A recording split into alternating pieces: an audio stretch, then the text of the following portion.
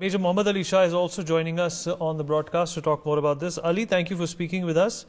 Well, although the pilots have survived, there has been a concern when you talk about the ALH Dhruv helicopter. This is the third such incident in this year alone. Right, Vineet, the third such incident, but the ALH Dhruv, they are single-engine helicopters. Like we have the Cheetahs, they're single-engine. So, yes, the pilots have survived, and thankfully, hopefully, I'll just keep my fingers crossed and they should survive further. I'll just tell you an incident where Wing Commander that time, Nikhil Naidu, a very, very dear friend of mine, whose father was the Vice Chief of the Army Staff earlier, he had survived a helicopter crash. And normally surviving a helicopter crash is a miracle because the helicopter just comes down like a stone. It doesn't glide like a fixed wing.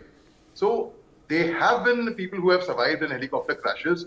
And like I'll give you a small example which everyone can connect with that, where in December 2021, in fact, when the CDS, General Bipin Rawat's aircraft had crashed, it was again a helicopter, Air Force helicopter. It was the Mi-17 Victor 5. It was the highest technology, the high-end aircraft, but yet it crashed. Similarly, when accidents happen, it's very, very unfortunate. It's extremely sad. But ultimately, the best of drivers also meet with road accidents. The best of pilots also meet with air crashes at times. I mean, it is something which is... now, the inquiry will rule out exactly what it was a human error, technical snags, whether it hit a tree, what exactly had happened there at that time. So it is something which is extremely sad, no doubt. But at the same time, I would look at the glass as half full, not as a half empty. That so far, thankfully, the lives have survived, and we need prayers. Through your channel, I would like to appeal to the entire nation, everyone who is watching us, to please pray. Because prayers can move, faith can move mountains, prayers can do miracles, in fact, and miracles happen to those who believe in miracles. So I am certain the families of the brave hearts who are watching us right now, please hold strong. There's a strong message that I'm giving you all.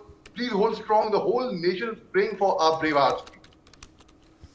Right, Ali, does this also, very specifically point out to our ailing fleet of choppers and defense equipment? Well, that also could be one thing, but again, it is like, for example, I will tell you about Mi-70, like MiG-21 Bisons. So MiG-21 Bisons are dubbed as flying coffins. But again, at the end of the day, there are a lot of MiG-21 Bison pilots who I have met and have spoken to, and they said they have given a logical reason why it's dubbed as flying coffin and why there are so many air crashes with MiG-21 Bison aircraft. In fact, Wing Commander that time, now Group Captain Abhinandan Vardhaman was flying a MiG-21 Bison only when he gave a chase on 27 February 2019 to the Pakistani F-16. So when we talk about technology, Vineet, yes, there's no doubt about the fact we need to constantly keep upgrading our technology. But I will not attribute it 100% to our lack of technology also. There are other reasons as well. As I mentioned earlier, there's human error, there's weather, there are a lot of other snags. We cannot rule out the act of sabotage as well. That cannot be ruled out completely. I mean, only when the inquiry is ruled out. Because, like, for example, again, I will come back to General Bipin Rawat's air crash. There was a lot of speculation. Was it a sabotage? Was it somebody who had... But when the Air Force Board of Inquiry, like in the Army we have Board of Inquiry, in the Air Force there is Board of Inquiry. So when the Board of Inquiry came out and they said, no, they gave out the reasons. Similarly, the reason would come out, I'm sure, in the Army Court of Inquiry. So, but these are something which are just, one can't say anything much. I mean, it is so sad. I lost a very, very dear friend of mine, Ganjare. Ganjare was in the year 2010, if I remember correctly. He was flying over Nasik, and he was a very good sportsman. Very, very dear to me. In fact, we were our rooms were next to each other's rooms when we were doing a young officers course as a young lieutenants together. So I have lost some very, very dear friend of mine.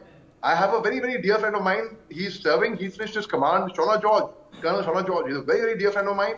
So he has been and he had seen Ganjare's black box where after it had crashed, and he mentioned how his last words were. So I know exactly how it feels, how deeply pained everyone would be, the entire unit. They said one commanding officer was also on aboard this aircraft, this ill-fated aircraft. Well, Vineet, let me tell you, in the army again, the facility of flying by air is given to after you become a corps commander normally. Anuman taur pe. So when you become a lieutenant general, you fly by air in a chopper, you can go. And his ADC or his Colonel MS, that's like the military advisor, they have the facility to go in the helicopter. The commanding officers do not normally go, so of an infantry battalion, of an RT regiment, they do not normally fly by an aircraft unless it's an RNO. RNO is recce observation, the ROP, the flight unit. Unless it's the commanding officer of the flight unit. So I presume it would be the commanding officer who also incidentally would be a pilot. That's not necessarily he would be piloting this aircraft or not, but he would be from the same RNO flight which the crash took place. In the army, once again, I would like to conclude by saying in the army, again, you have the facility of flying for the families only after you become an army commander, which is a lieutenant general, but he's senior to a corps commander. His wife has the perk and privilege of going in an aircraft because she has so many work about the army, about AWA. She's normally handling a lot of AWA, Army Wives Women's Association. So they have been handling those so many affairs. Now, when we talk about all this casualty evacuation, if the junior most rank, the Sipahi gets wounded, I've seen a casualty evacuation happen in Manipur when I was with the Assam Rifles. The chopper came, a Jawan was grievously wounded, and they carried him back home. I mean, that Jawan survived.